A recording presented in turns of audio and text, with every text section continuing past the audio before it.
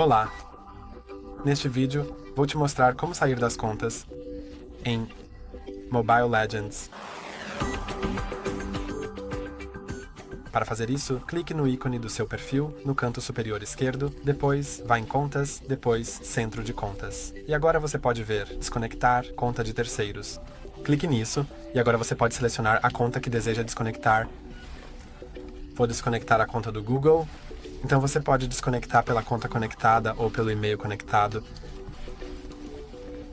Então, clique em OK. E então clique em Continuar.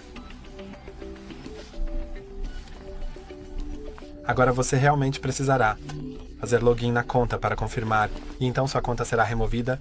Isso é tudo por hoje. Não se esqueça de curtir e se inscrever. Até a próxima!